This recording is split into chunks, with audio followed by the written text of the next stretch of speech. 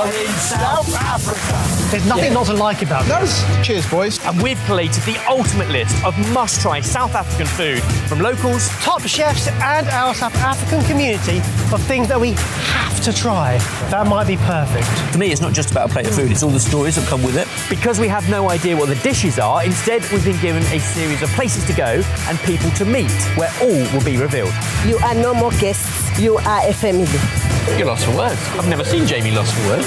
Oh, and did we mention we only have 24 hours in each city? Completely blown our minds. Oh wow. This is special. That is the most unbelievable day of people and food. No trip to South Africa would be complete without visiting Cape Town. Do we all have to wear capes? Working with the tourism board, I've pulled together an Instagram-worthy itinerary and lined up some incredible people for the boys to meet. Perched on the edge of Africa, Cape Town is a true crossroads of flavour. From the warmth of Cape Malay spices to mountains and coastline delivering world-class seafood, bold, boundary-pushing chefs and stunning wineries. It's an experience I hope the boys will never forget. To kick things off, Nathan, their guide for the city, tried to explain to Ebbers about one of the most iconic South African dishes, a sandwich. But no ordinary sandwich. One of the things we've been told to get is a Gatsby sandwich. A Gatsby sandwich. The photos look mega. What on, Why do you laugh? what on earth is it? Something you eat when you're drunk usually. Yeah, it's like a big bread roll Yeah. with fries or chips. It's like, we call it slap chips. Slap chips. Slap. Is that So the- slap is that means like floppy. Soggy. Yeah, soggy type of thing. One usually feeds like, depending on what kind of eater you are, but usually like 4. So it's a sandwich to share. Have you ever Delicious. shared a sandwich? I've never shared a sandwich. What a silly idea. And where better to find one than at the waterfront? Cape Town's front porch, where operational harbour meets lifestyle playground of awesome restaurants, shops and culture. What a place to start the day. First stop, V&A Waterfront and the Timeout Market for small bites. Or, Nathan says, one huge bite. My favourite kind of mountain, a table. Pull up a pew. Yeah. Because it's time to eat the biggest sandwich you could ever imagine. So we've been told. With mountain views and ocean breezes, the marina gives the best of both worlds. There's arts, crafts, food, drink, and if you're lucky, even the odd seal. So, could we get one masala steak special, please? How many people does that serve? Like 6. 5, 4. Or depending on how hungry you are. We've been told you guys are iconic for this. Like Yeah. best in the city. Yes. Yeah. If you have a day of food, what are you doing? Breakfast, baby. Should we go and cut into it? It is a breakfast baby. Oh my goodness. Wow. I can see what I mean by sloppy. This is outrageous, but it feels like we're eating it at the complete wrong time of day. I think the locals are looking at us like we're mad. I'm not sure it's a breakfast item, but the Gatsby is iconic in and around Cape Town. A big, like, submarine roll. We've gone for masala steak, slap chips, which is soggy chips, Yeah. tossed in salt and vinegar, just like we have them from the chippy back home. Yeah. Salad, garnish, and enough to feed an army. And we could have gone for a fried egg, but we decided that that might be a bit too much. That would have made it more breakfasty. An egg on top. I carried it out, and it was like a small child. Oh, that is dense. It's weighty, isn't it? Oh my God. Cheers, boys, to a great day in Cape Town.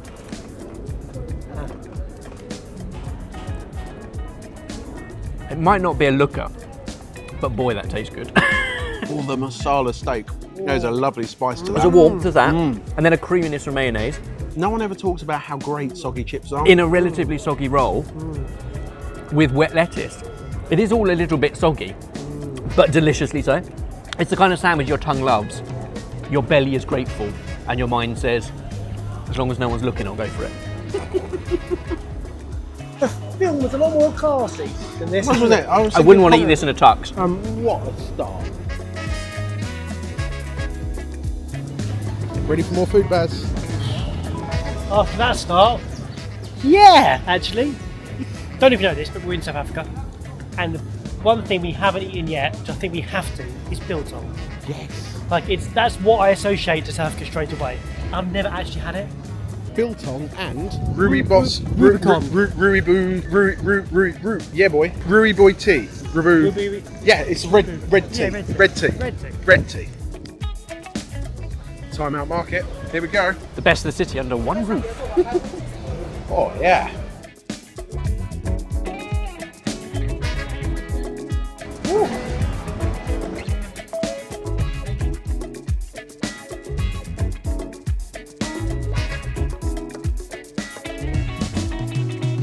I love this place so much. we're on a food tour, mate. Food tour.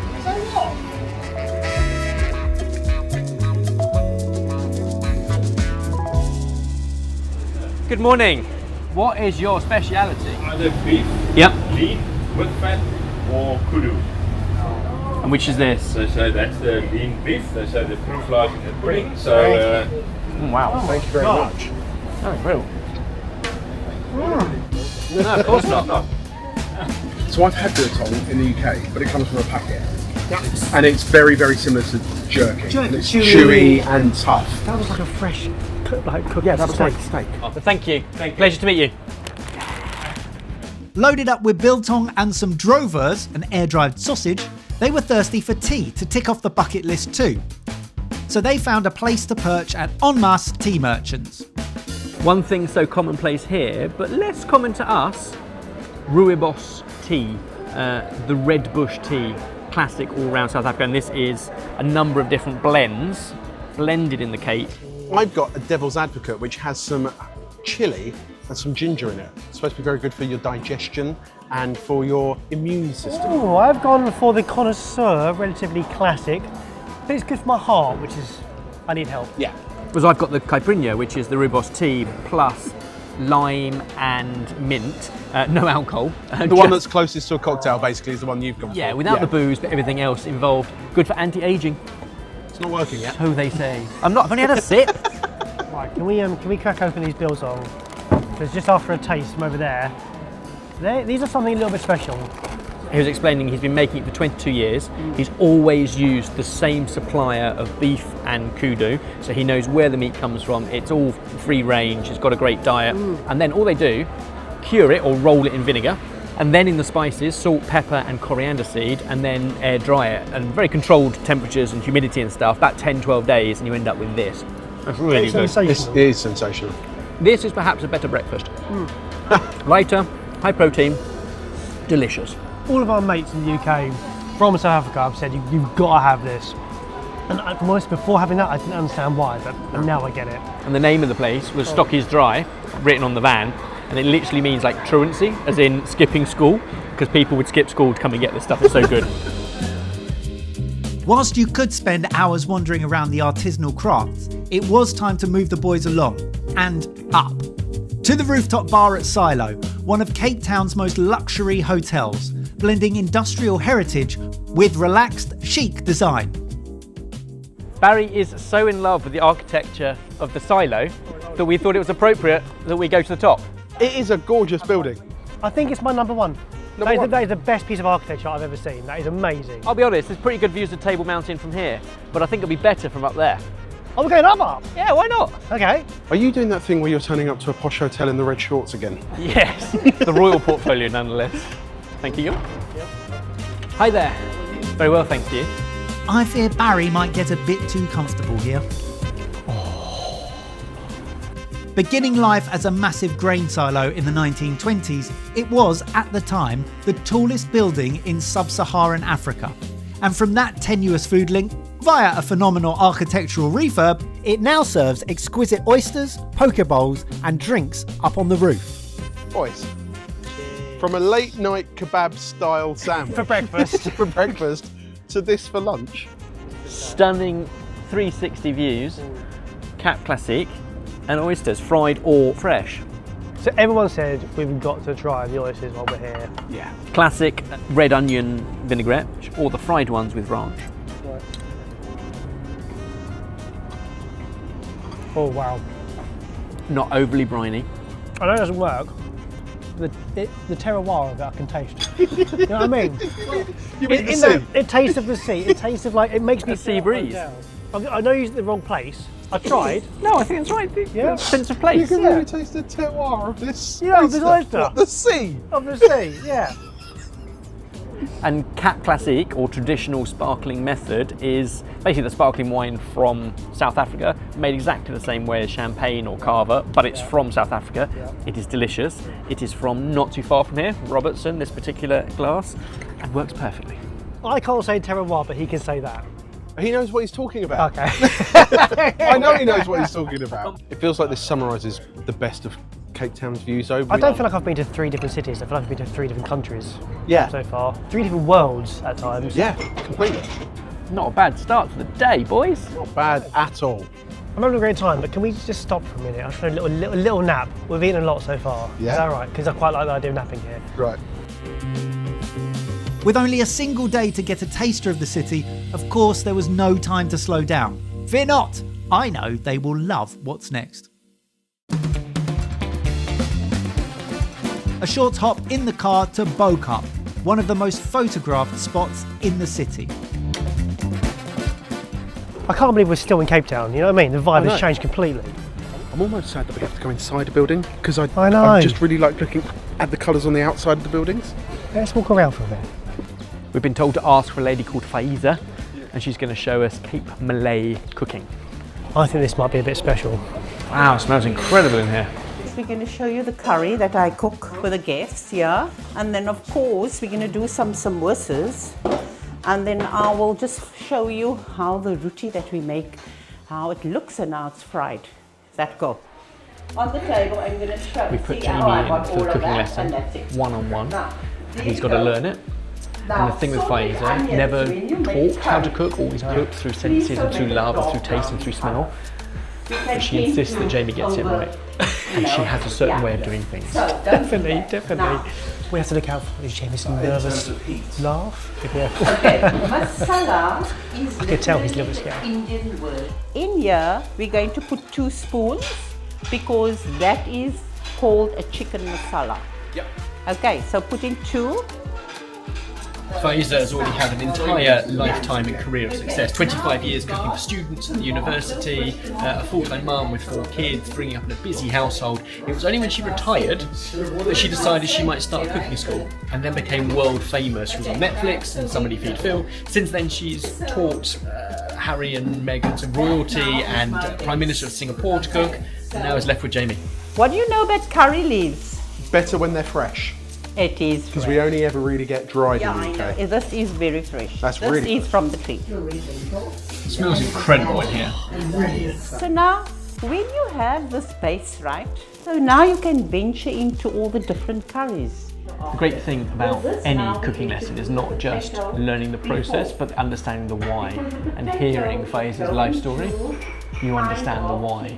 Cape Malay, a melting pot of so many different spices. Indian, Malaysian, Indonesian, based here in Cape Town, Dutch influence, a little bit of everything.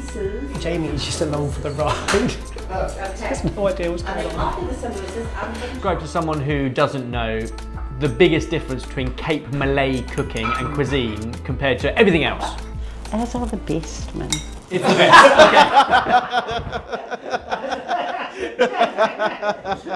My turn to step in, making some samosas. Faiza shared her family favourite recipe for cheese, corn and spring onion samosas with a little spicing, but most crucially the advanced method of folding them in the hand, without the safety net of a table. Now, that's going to be our filling. Do you reckon you can handle the advanced? I think I can. You can. I'm gonna go for Okay, it. guys. Go for it. So, Let's go for it. that point there, you're going to grab like this. And right there and there, you got your triangle. That is smart. So, It's origami with pastry. you see my fingers there? My fingers there to close. And the glue is That just is flour the and water. Flour and water. That was mesmerising to watch. How are you getting on? Shush. Did you get it right? Don't look at me yet. Don't look yet. I'll get this. I'll get this. Who made a spanakopita there? The spanakopita. That is a spanakopita. Proud of that. I've never done it in the hand before. That's excellent. I like the fact that it's the kind of thing that you could make dozens of while you're sat in front of the TV. You did a good job though, eh? Yeah, you guys can cook, I can see. Then cooked to order on a griddle, before being smushed up at the end to give that flaky texture. Now you have this We're onto the roti, curry. learning how important adding butter into. How close are you? Her twisted, coiled and rested dough was rolled out with a little oil, no extra flour. Let's see how Emma's gets on. And now back and forth off the dough. Don't do this. That will make you tired. It's so good seeing Ben put in his place. Now pick it up quickly and take it to the back of the pan and then just drop in front of you. And once the bubbles form, you flip it over like a pancake. It's all in the hips. Brown, please. Yeah. Oh, that is so satisfying to work with.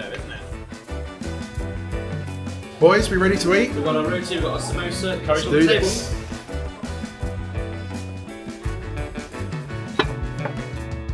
Boys, you are welcome. 2 bowls. Wow. Well done, Jay. Ooh, that's lovely and sweet. Really lovely. Right, let's dish up some curry. I'd never heard of that technique before, of steaming the chicken on top of the sauce before mixing it in. I think you can taste the difference because it hasn't, the flavour isn't all the way through the chicken, but therefore the chicken retains its texture. Very happy. That is a very simple but very delicious curry. She's not wrong about the butter in those rotis. The roti alone is delicious. Then you get involved with that Cape Malay spicing from the curry leaf. Faisal said we also have to try bobotie. And there wasn't time to do it in the lesson, but her team and her family have cooked us up one anyway. Essentially, minced beef with bay leaf and tamarind, spices like cinnamon and cardamom, cooked down with onions, and then it's baked in a dish with egg on top, and the egg forms almost like a layer of omelette on top. I've never seen anything like it. No, it looks like a lasagna. Yeah. That's my but with an only eggy point of top. reference, yeah. It's like a Cape Malay meatloaf. Oh my goodness. It's like sweet and sour. A little bit, she did mention there's some sugar in it as well. Yeah. Wow. It's not like anything I've ever had before. There you But go. the rice is sweet as well. It's absolutely It's delicious. wholly unique. I've never had anything like that. No. It's delicious.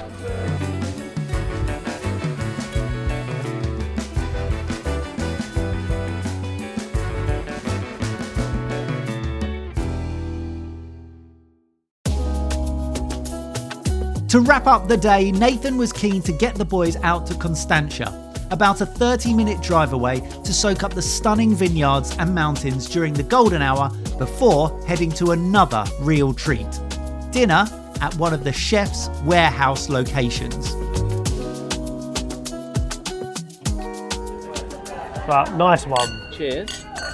Just ahead of a fantastic tasting menu we have here at Chef's Warehouse. We popped upstairs for the last of the evening light and a wine tasting, which I'll be honest, is punchy ahead of a wine and food tasting. This is what happens when you let Ben organise a trip. A delicious kind of Bordeaux blend, Sauvignon Blanc and Semillon wine. Then we had a Viognier, now a delicious red blend, and there's still a fourth to come. My favourite thing was the food pairing for this wine was Springbok Carpaccio, and I've never heard of Springbok Carpaccio before, or had it recommended as a wine pairing. Wouldn't it go well though?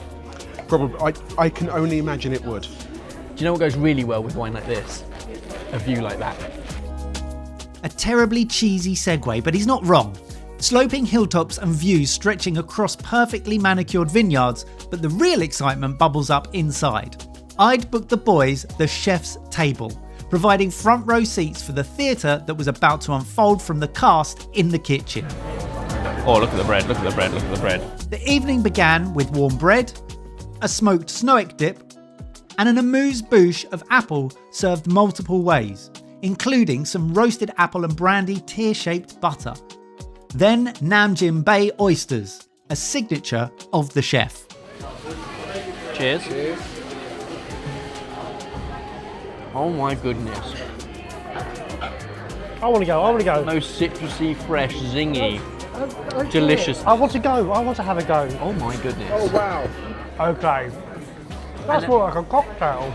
Yeah, It's like a cocktail. because everything works in pairing and nothing overbalances the fact that you still have an oyster in the middle of it, which has got this briny milkiness. This happens fairly often when we're in restaurants and we didn't order the oysters because we've had oysters at lunchtime, but the chef made them especially for us because he was so proud of them and wants to show them off. And I'm really glad he did. So I'm Ivor Jones. I'm a South African through and through. Tonight's menu is, we draw flavours from all over the world really, whether it's Thai, Malaysia, local, European, and we use only local ingredients, local springbark, beautiful fresh yellowtail and tuna that's in season now. And then a couple of little veggies and stuff that comes from a local farm out in Hout Bay. Oh, we've been going for 9 years now, and yeah. And the team seem to be completely in tune with each other. Like I'm glad you guys think so. Incredible location to cook from. Like the building's amazing. Yeah, But just looking out the windows and seeing the vineyard and the estate. Yeah. It's So this was the original house on the farm. So where the bookcase ends, there used to be a double sliding door, and this was the bedroom. And then upstairs is the lounge. It's wonderful how open plan it is. Like we can see all the theatre as it unfolds. I love it, yeah. Very excited. I can also watch what's going on as well. You're about to bring it. The 7-course tasting menu glides along, with optional wine pairing, which obviously is more of a formality for Jamie and Ebbers. But what's smart though is that most courses offer an either-or option. And if you smartly pair off between you could sample even more of the menu. Basil oil, kumquat oil, those with all that coconut sauce. Even forget the tuna, like the garnish is phenomenal. Before you get to the star of the show, with the tuna is fantastic. I came here not knowing much about this place, but with each plate, I'm starting to understand the style. This fantastic fusion of Southeast Asian flavours with local ingredients. The finish on that just keeps going. In a change from normality, Barry and I have gone for the beetroot tart, whilst Ebbers has gone for the steak tartare. Which is skirt that has been seared and then chopped and mixed with a bay leaf emulsion. That's what got me. Served with a pear parfait, chicken liver parfait, some crispy bits, a wild rosemary oil, and then a little bit of bread to mop it all up. I almost don't want to cut into these dishes because they look so perfect. From my perspective, as a normal home cook, I could never ever even begin to imagine being able to make something half as good as this. There's nothing not to like. It's mind-blowing. I'll tell you what they've done so well here is when you watch the kitchen, like it's such a well-oiled machine, and they seem to have managed to capture like the discipline that every like top chef needs to have, but also everyone's still smiling. Like everyone loves their job here. It's got that South African vibe. But it is an intense level of skill, not just in the kitchen, but the service staff. They know everything about every dish, about every wine pairing, but not just the wine and the pairing, who made the wine, where it's from, how old the vine is and where it's come from. Like, they know everything. But just when you think you've eaten everything, your tongue hits a different bit and suddenly you go, oh! So this is a risotto, right? Except it's made with tomato broth. It's finished with a burnt butter and preserved lemon. It's got almonds and sultanas, a black sesame top, a tomato skin finish, and it's paired with a delicious wine. No, I said perfect last time. I can say it again. It's still perfect. The wine kept flowing, the plates kept landing, and the admiration for the kitchen team kept growing. Everything's been coal-fired. The venison, the peach, the beetroot. And yet it's like butter. So soft. What I find genuinely fascinating about that plate is you think venison and beetroot, mushroom, pine nut and jus is very dark and deep. And then it's paired with peach and cherry. And yet it absolutely works. Unreal. Who knew that was even possible? Moving on to pre-dessert, and the magic and seasonal sensations kept unravelling. Milk crisp, which is milk that they've just set with gelatin onto a sheet, dehydrated so it becomes crispy, charred it, add liquid nitrogen so it does that thing at the table, and when it rehydrates in your mouth, Oh, that's brilliant. that alone is amazing. Before you get to the almond 4 ways underneath. Roast almond ice cream, fresh almonds, marzipan, and a tamarind caramel. Nah, they're not chefs. They're magicians.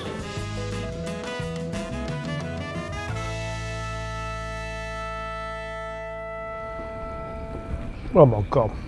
We've opted to take dessert outside, not least for that view, because it's the perfect end to arguably a pretty special day. It's been a good day, guys. Can I just remind you that we started today with what was essentially a late night kebab? And we've ended with the most decadent dessert, but in between that, artisan producers, rooftop Cap Classique and oysters, and home cooked meal where you were bossed around continually by Faiza, and we had a delicious, delicious Cape Malay feast. Should we take a moment now, like, to look back over the last 3 days? Best moments for you? I think it's hard to beat cooking in the township with Togo, Cindy, and Cindy's family. That was That's pretty special. so special. Being invited into somebody's home. To make village chicken. Making And literally the chicken was running around the village 24 hours before. But to eat their celebratory dishes and to help them make them. Yeah. I feel like I made a new family. Yeah. Open arms, open eyes, open hearts. Amazing. And as flexible as I am, I cannot lift my leg as high. As the Zulu warrior dance. Yeah. I'm going to have to go for the Ethiopian house, specifically the coffee. I think that experience there summarised Joburg for me. We were in the hustle of the middle of town, hustle and bustle outside, but inside it symbolised everything that Joburg is special for, which is made up of a migrant town. The love they put into their food and that town, the joy that that town brings. The is ritual of the coffee. Oh, yeah. But Ebbers, as a chef, I'm interested to know what your highlight was. Genuinely so many little things, like the best biltong I've ever had. But actually I genuinely think this meal has been mind-blowing. Like the precision of the brigade of the chefs, the execution of the technique on the plate, the ingredients, the flavour combinations. I think this whole meal and the wine pairings will live with me for a long time. And with that in mind, a big thanks to South African Tourism and to all the guys we've had, all the chefs we've met, all the amazing people. Cheers. Where to next? Comment down What below. a question. Comment down below. I love that question. Yeah, where should we go?